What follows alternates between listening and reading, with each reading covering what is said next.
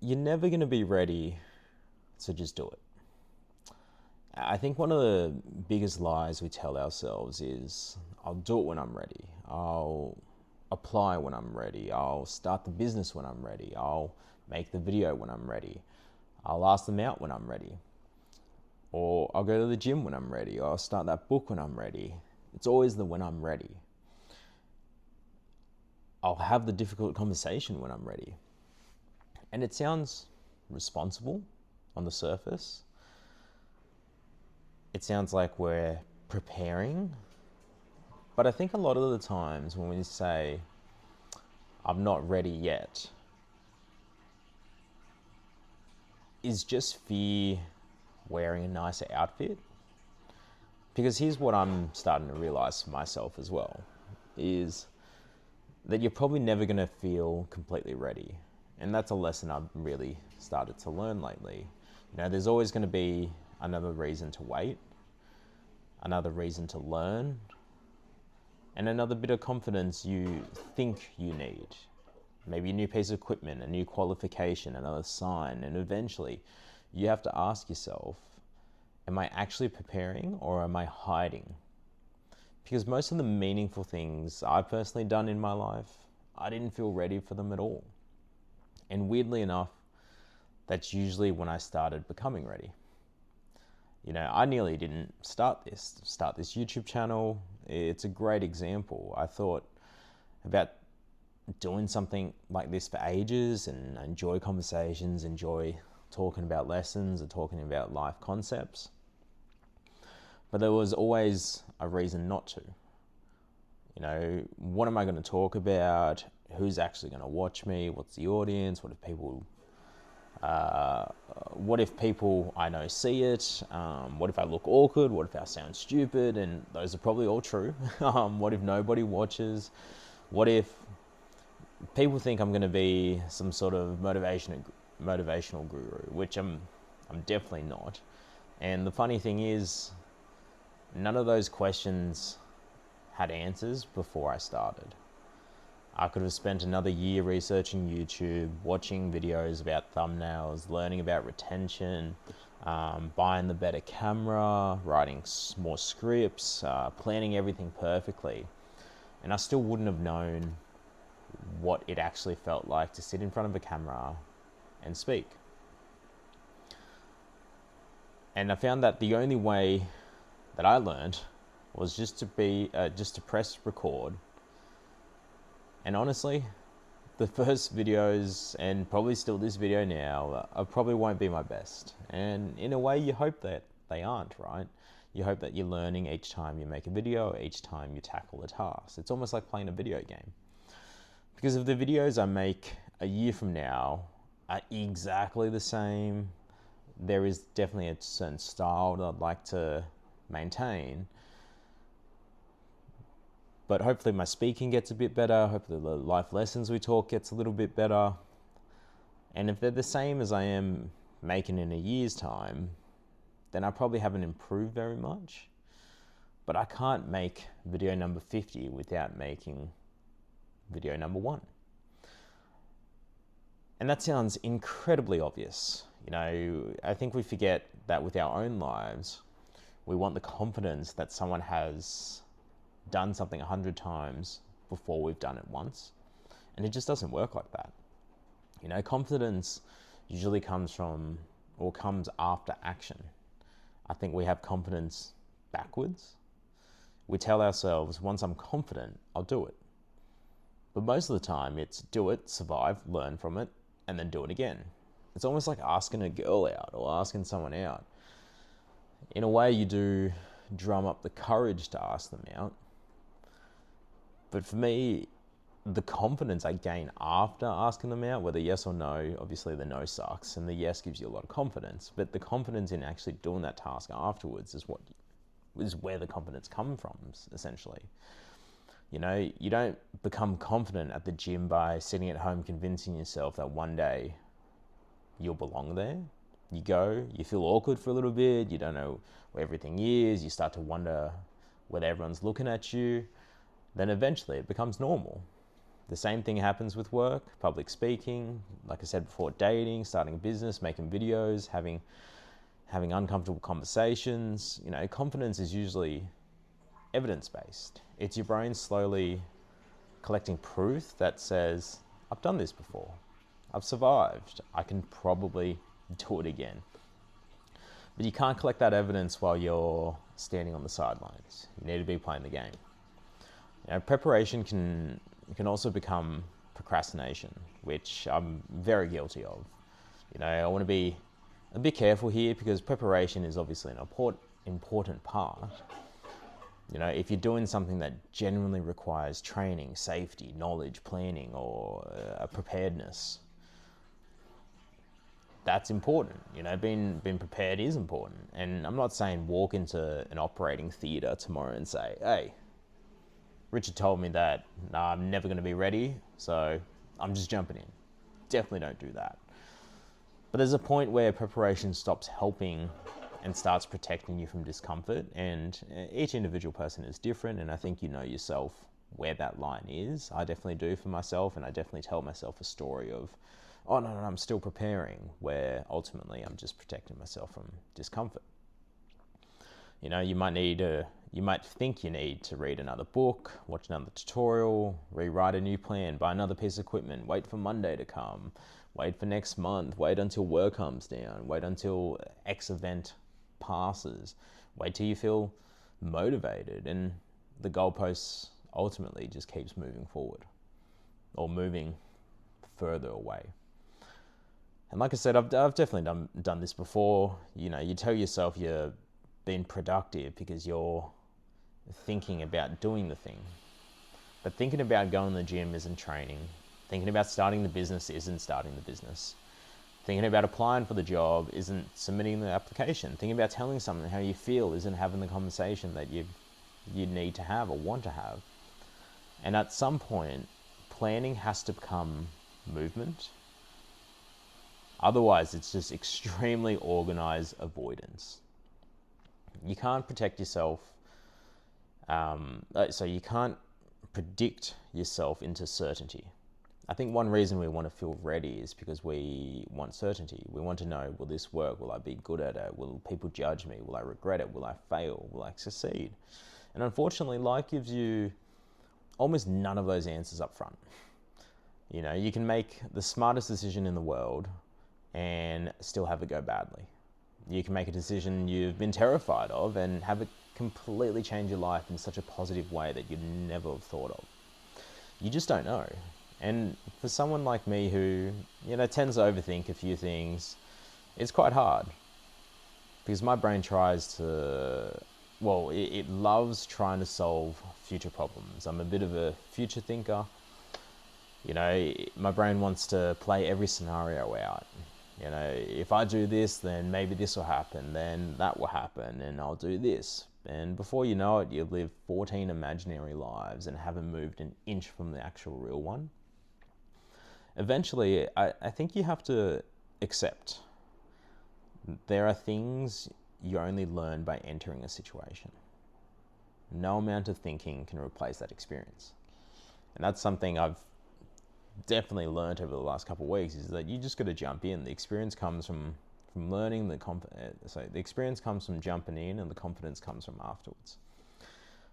Starting a business was an interesting step. Even starting with my business partner, there were so many things we don't know, and there's still a million things we don't know.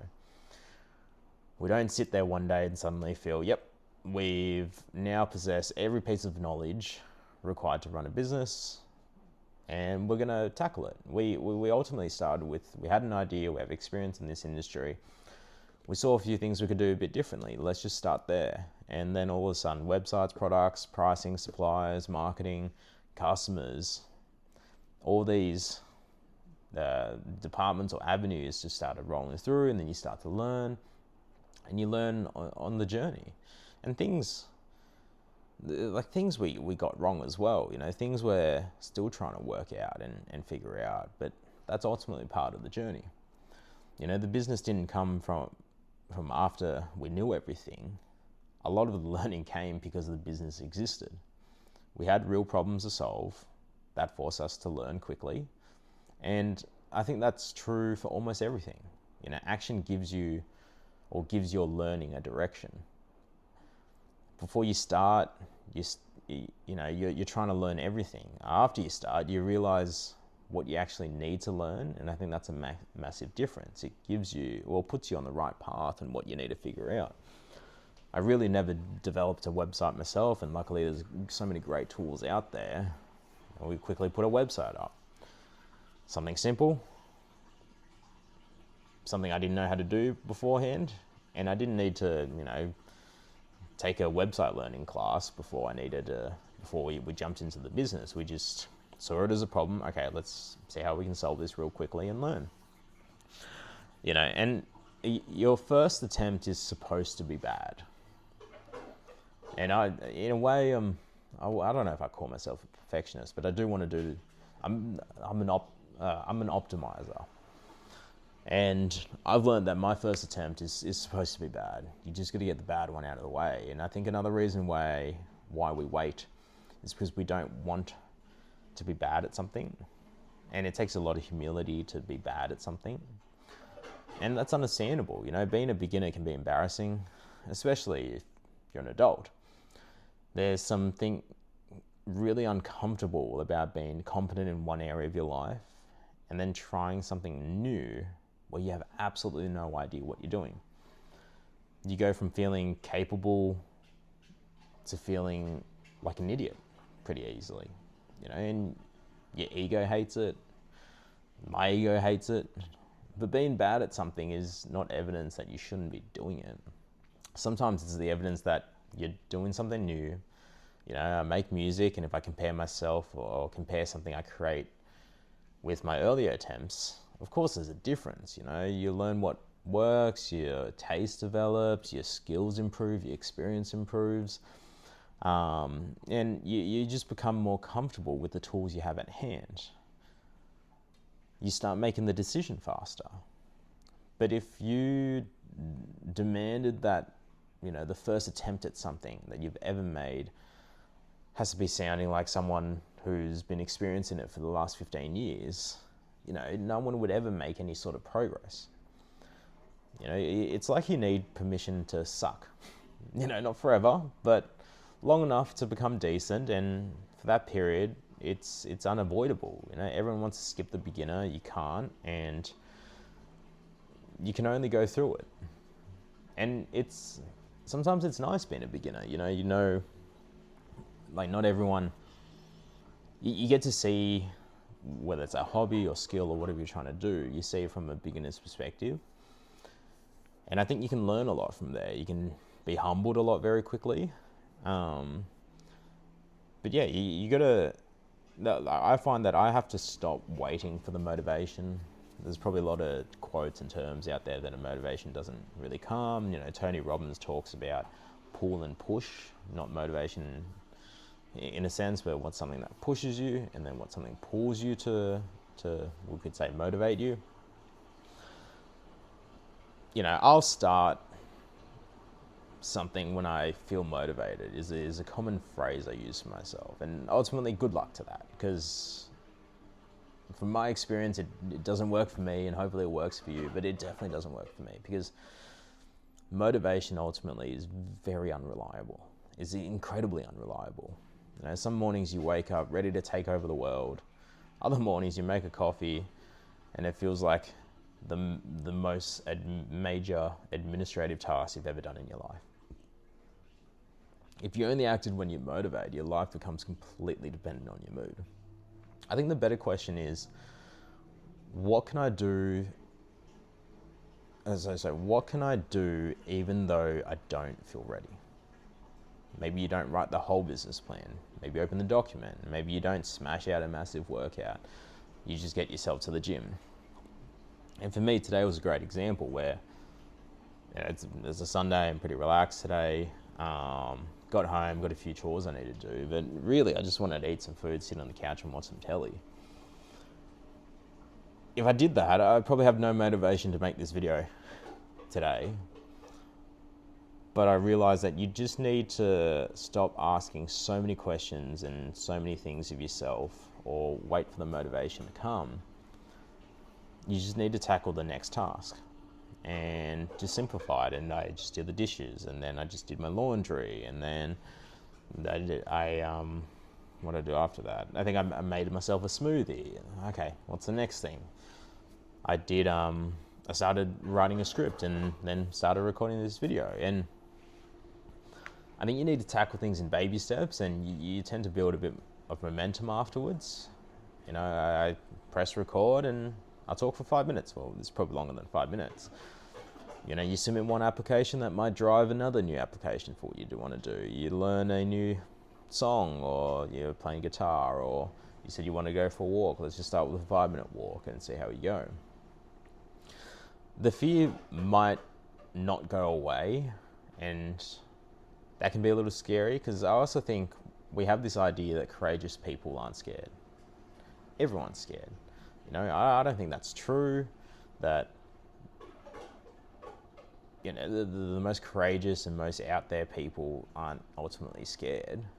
Your heart is still going to race. You're going to question yourself. You might want to go right back to where you started. You might even feel worse once you've committed, because now it's real. That doesn't mean you've made the wrong decision. It might just mean you care. You can be nervous and ready enough. You can be uncertain and ready enough. You can have doubts. You can be fearful and still be ready enough. Maybe the standard was never, I feel completely prepared.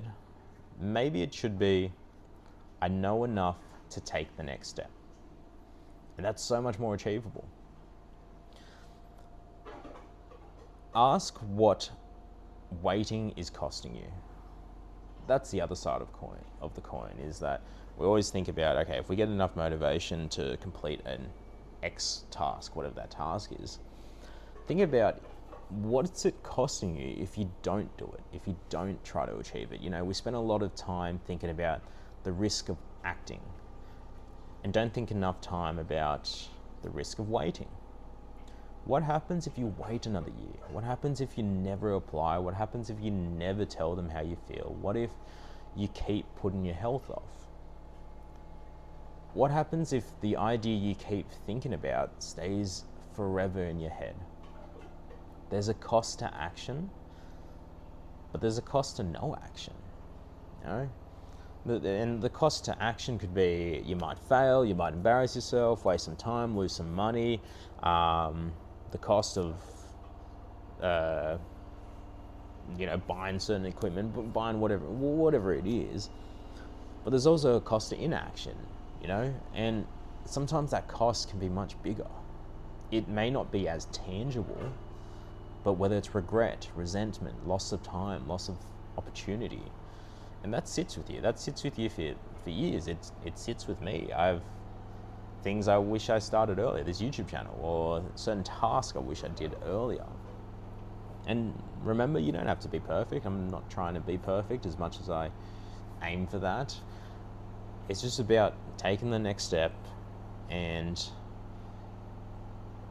sometimes we could be just watching somebody else do the thing you kept telling yourself you would eventually do. And whether that's a friend or a stranger or whoever it is, it can be quite disheartening, because it's ultimately like a reflection on yourself, right? They're doing it, I'm not doing. You probably get a bit upset, a bit angry that they're doing the thing that you wanted to do. I think that feeling hurts more than failing, right? Because at least failure gives you some information, gives you some lessons learned. But doing nothing gives you nothing. Like I said before, make the first step smaller. If something feels overwhelming, I don't think the answer is to become braver. Sometimes you just need to make the steps smaller. Try not to ask, how do I build a successful business? Ask, what is the first thing I need to do? Don't ask, how do I get fit? Ask, can I train today? Don't ask, how do I become a YouTuber? Ask, how can I make a video today? Don't ask, how do I completely change my life? That is way too many questions, and also it's such a loaded question you can't solve with one answer. Ask yourself, what is one decision I can make differently today? Big goals can create big emotional pressure. Small actions can create momentum, and momentum makes the next action easier. You don't need to see the entire staircase or entire path you're walking on. You just need to stop standing at the bottom or at the starting line. There will never be a perfect time. Maybe that's the biggest thing, right? There is probably never going to be a perfect time for you to start XYZ. You know, work's always going to be busy, family's always going to be there, money's always going to be tight, you might always be tired, you might always have events on, whether it's weddings, friends' birthdays, family events. You know, something unexpected might happen. And you will always have doubt. There will always be a reasonable excuse to delay something uncomfortable, and obviously, timing does matter sometimes. But I think deep down we usually know the difference between this is genuinely isn't the right time or versus I'm scared, I'm used to timing just to, I've used timing to justify fear before. I think most people have, and I most certainly have. But if I keep waiting for the life to become completely calm before I start living it differently, it'll probably never come. Life is messy, and in a way that's the beauty of life, right? And I'm not trying to tell myself to, make reckless decisions. Not telling myself to quit whatever task, or even for yourself, if you want to quit your job tomorrow and have an empty bank account and chase every random thought that enters your head. That's definitely being reckless and irresponsible. But what I'm trying to say is that if there is something that you've been thinking about for a long time, whatever that is, something that you know that really matters to you, and the main thing stopping you is that you don't feel ready yet, maybe stop waiting for that feeling. You don't need all the answers. You don't need complete confidence. You don't need everyone's approval or guaranteed for success. You need enough information to take the next reasonable step. And that's it. Thank you.